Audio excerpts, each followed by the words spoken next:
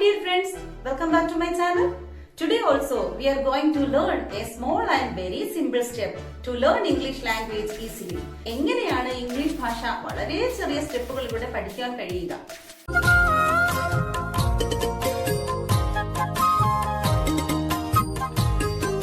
In the previous classes we have learned about the English letters and the pronunciations of those letters. കഴിഞ്ഞ ക്ലാസ്സുകളിൽ English ഭാഷയിലെ അക്ഷരങ്ങളെയും അവയുടെ ഉച്ചാരണങ്ങളെയും പഠിച്ചു. And also we have learned how to form a meaningful word by using those letters. ആ അക്ഷരങ്ങൾ ഉപയോഗിച്ചുകൊണ്ട് എങ്ങനെയാണ് meaningful ആയിട്ടുള്ള വേർഡ്സ് ഫോം ചെയ്യുക അല്ലെങ്കിൽ രൂപപ്പെടുത്തുക അതും നാം കഴിഞ്ഞ ക്ലാസ്സിൽ പഠിച്ചു. But today we are going to learn how to form a meaningful sentence by using English words. English ഭാഷയിലെ വാക്കുകൾ ഉപയോഗിച്ചുകൊണ്ട് എങ്ങനെയാണ് അർത്ഥവത്തായ വാക്യങ്ങൾ ഉണ്ടാക്കുക?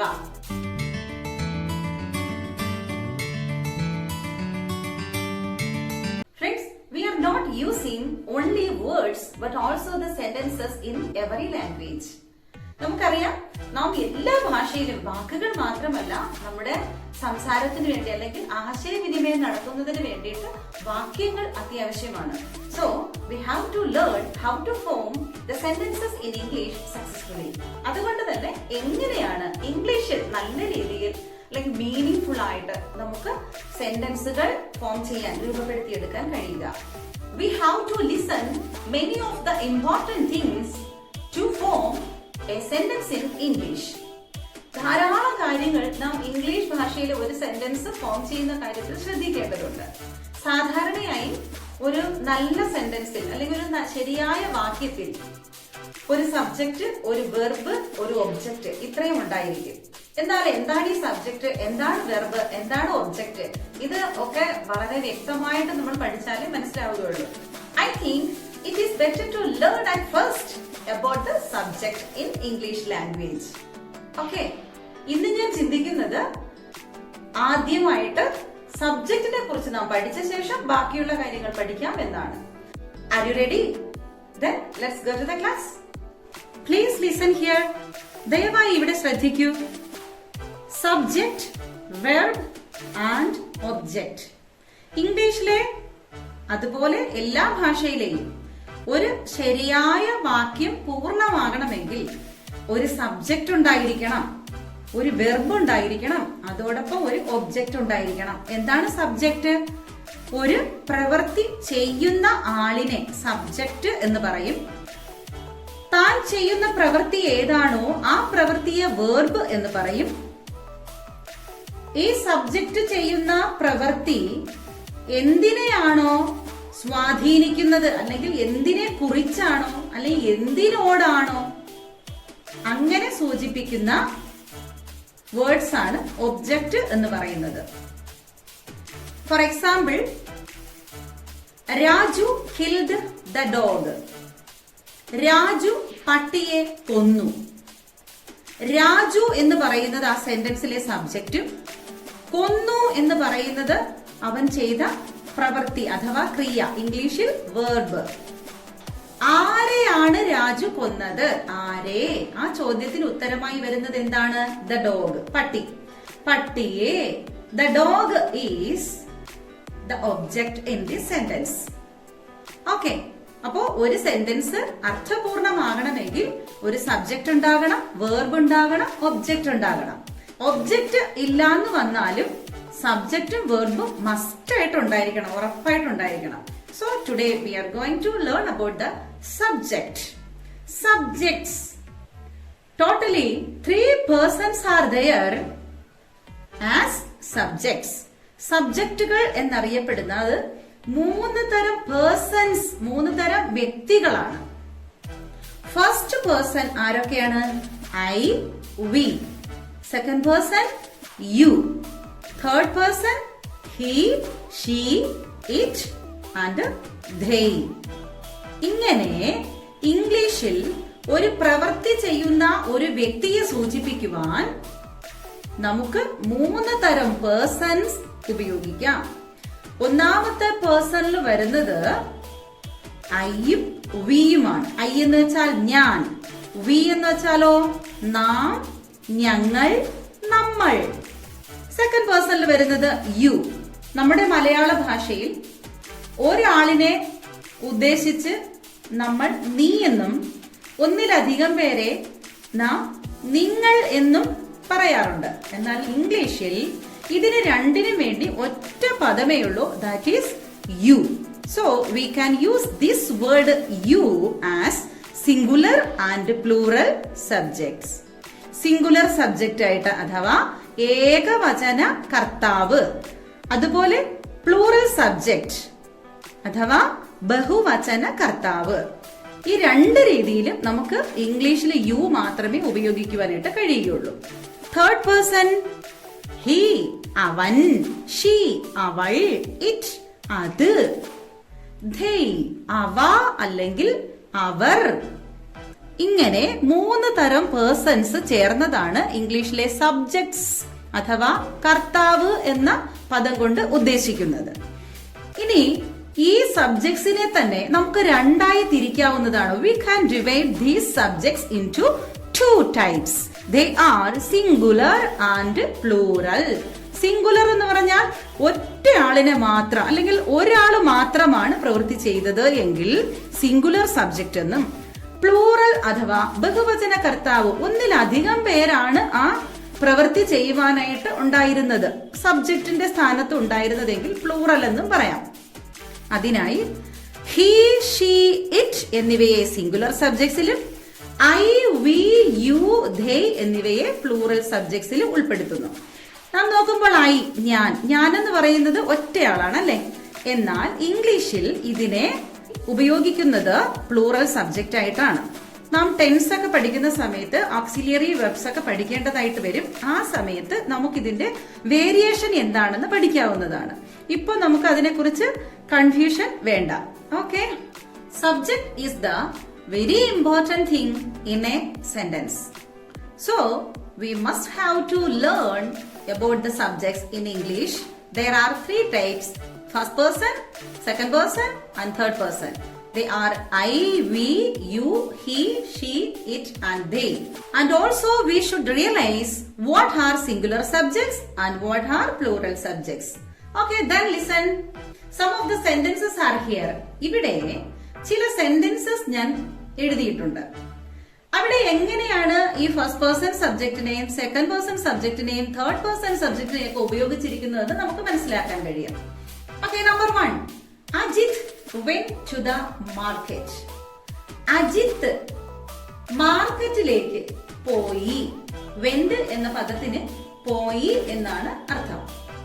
അജിത്ത് ആണ് ഈ സെന്റൻസിലെ സബ്ജക്റ്റ്. കാരണം മാർക്കറ്റിലേക്ക് പോയത് ആരാണ്? അജിത്ത് ചെയ്ത പ്രവൃത്തിയാണ് വെന്റ്. പോയി, അവൻ പോയി. എവിടേക്കാണ് പോയത്? മാർക്കറ്റിലേക്ക്. So in this sentence market, the word market is the object. പക്ഷേ നാം ഇവിടെ പഠിച്ച first, second and third person സബ്ജക്ട്സിൽ ഒന്നും അജിത്ത് എന്ന പദം കാണാനില്ല. Then how can we realize which is the subject of this sentence? ഈ സെന്റൻസിന്റെ സബ്ജക്ട് ആരാന്ന് എങ്ങനെ മനസ്സിലാക്കാൻ കഴിയും? In English language or in English grammar we have to learn about the parts of speech. Parts of speech എന്ന് പറയുന്ന ഒരു English ഗ്രാമറിലെ ഭാഗം പഠിക്കുവാനായിട്ടുണ്ട്. അത് പഠിക്കുന്ന സമയത്ത് നമുക്ക് മനസ്സിലാക്കാനായിട്ട് കഴിയും എങ്ങനെയാണ് ഈ അജിത്ത് ഒരു സബ്ജക്റ്റായി മാറിയത്. അപ്പൊ എങ്ങനെയാണ് ഈ സബ്ജക്ട്സിൽ വന്നിരിക്കുന്ന ഒരു പദം അജിത്ത് എന്ന പേരിന് പകരമായി ഉപയോഗിക്കുന്നത്. ഇംഗ്ലീഷില് അജിത്ത് എന്ന പദത്തെ അല്ലെങ്കിൽ ആ പേരിനെ നൗൺ എന്നും ആ നൗണിന് പകരമായി നാം ഉപയോഗിക്കുന്ന വേർഡിനെ പ്രോനൗൺ എന്നും പറയും. അങ്ങനെ ഇവിടെ ഹി എന്ന് കൊടുത്തിരിക്കുന്ന തേർഡ് പേഴ്സൺ സബ്ജക്റ്റ് ആണ് അജിത്ത് എന്ന പേരിന് അല്ലെങ്കിൽ ആ സബ്ജക്റ്റിന് പകരമായി ഉപയോഗിക്കുവാൻ കഴിയുക. So we can use here the third person subject he as the subject of this sentence.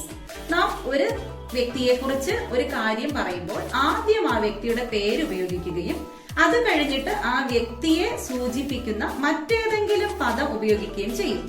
Ajith മാർക്കറ്റിലേക്ക് പോയി.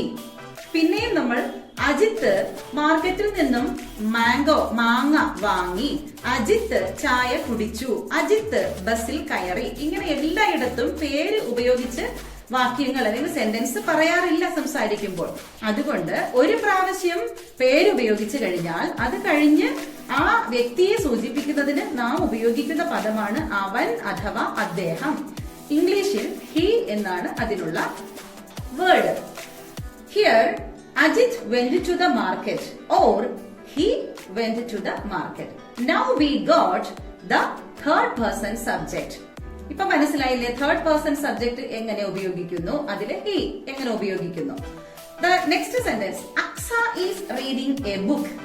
അക്സ എന്ന ഒരു പെൺകുട്ടി ബുക്ക് വായിച്ചുകൊണ്ടിരിക്കുകയാണ്. അവിടെ അജിത്ത് എന്ന് പറയുന്നത് ഒരു മെയിൽ നെയിം ആണ്, ഒരു പുരുഷന്റെ ഒരു ആൺകുട്ടിയുടെ പേരാണ്. ഇവിടെ അക്സ എന്ന് പറയുന്നത് ഒരു പെൺകുട്ടിയുടെ പേരാണ്. ആൺകുട്ടികളുടെ അല്ലെങ്കിൽ ജെൻസിന് വേണ്ടിയിട്ട് നാം ഉപയോഗിക്കുന്ന ഒരു പ്രോനൗൺ ആണ് ഹി എങ്കിൽ ഫീമെയിലിന് വേണ്ടിയിട്ട് അല്ലെങ്കിൽ സ്ത്രീകൾക്ക് വേണ്ടി നാം ഉപയോഗിക്കുന്ന പ്രോനൗൺ ആണ് ഷീ, അവൾ. അക്സ ഈസ് റീഡിംഗ് എ ബുക്ക് എന്ന് പറയുന്നതും she is reading A book എന്ന് പറയുന്നതും നമുക്ക് മനസ്സിലാകുമല്ലോ. അക്സ എന്ന പേരിന് പകരമാണ് ഷീ എന്ന പ്രോനൗൺ ഉപയോഗിച്ചിരിക്കുന്നത്. അങ്ങനെ രണ്ടാമത്തെ നമ്മുടെ തേർഡ് പേഴ്സൺ സബ്ജക്റ്റ് ഉപയോഗിക്കേണ്ടത് എങ്ങനെയാണെന്ന് മനസ്സിലായി. Then number 3, the fan works fast. Fan വേഗതയിൽ പ്രവർത്തിക്കുന്നു. ജീവനില്ലാത്ത വസ്തുക്കൾക്കും അതുപോലെ പക്ഷികള്, മൃഗങ്ങൾ ഇങ്ങനെയൊക്കെയുള്ള ചില കാര്യങ്ങൾക്ക് വേണ്ടിയിട്ട് നമുക്ക് ഉപയോഗിക്കാൻ പറ്റുന്ന മറ്റൊരു പദം അല്ലെങ്കിൽ പകരം പദം എന്ന് പറയാം പ്രോനൗൺ ആണ് ഇറ്റ്. ദ ഫാൻ എന്ന് പറയുന്നതിന് പകരം സബ്ജക്റ്റിന്റെ സ്ഥാനത്ത് നമുക്ക് ഇറ്റ് ഉപയോഗിക്കാവുന്നതാണ്.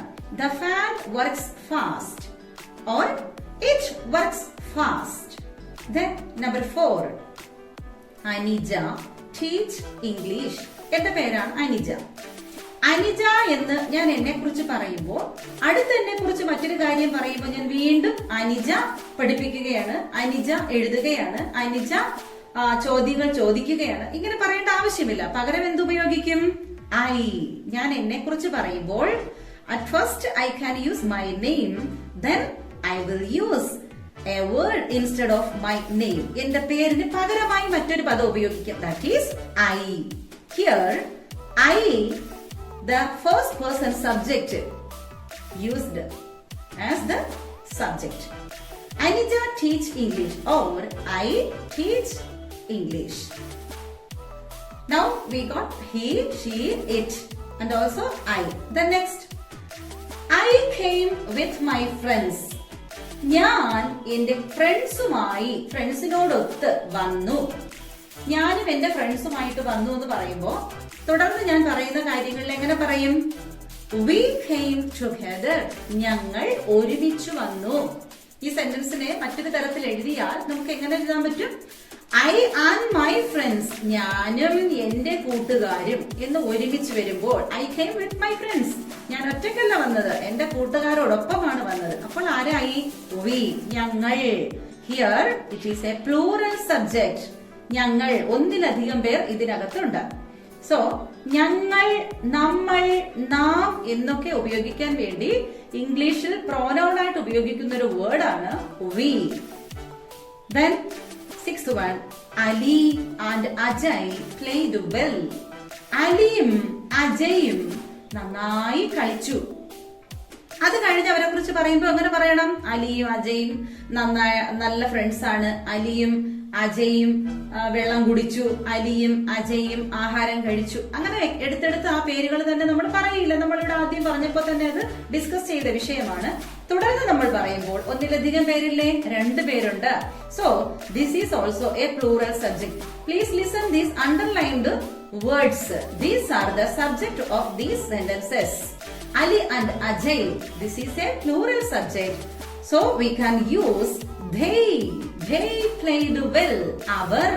They means അവർ. അവർ നന്നായി കളിച്ചു. Then the seventh word, listen. Sina should go.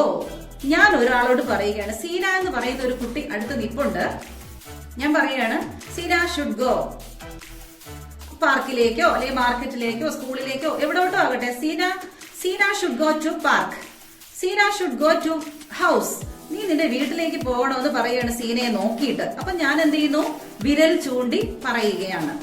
ആ സമയത്ത് ഈ സീന എന്ന പദത്തിന് പകരം നമുക്ക് ഉപയോഗിക്കാൻ പറ്റുന്ന മറ്റൊരു വേർഡാണ് യു. നീ പോകണം. സീന പോകണം എന്ന് അവളുടെ മുഖത്ത് നോക്കി വിരൽ ചൂണ്ടി പറയുന്നതിന് തുല്യമാണ് യു ഷുഡ് ഗോ. അവളോട് കൈ ചൂണ്ടി നീ പോകണം എന്ന് പറയുന്നത്.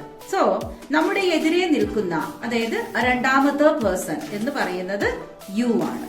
Okay, now we got all of these first, second and third person subjects. ഇന്നത്തെ ക്ലാസ്സിൽ എന്താണ് സബ്ജക്ട്, എത്ര തരം സബ്ജക്റ്റുകൾ ഉണ്ട്, ഇതൊക്കെ നാം പഠിച്ചു കഴിഞ്ഞു. In the next video we will continue this topic, so please all of you wait for that video.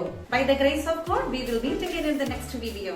Share, like, comment എല്ലാമായിട്ട് നിങ്ങളുടെ സപ്പോർട്ട് വീണ്ടും അറിയിക്കുക. Have a nice day. God bless you. Bye bye.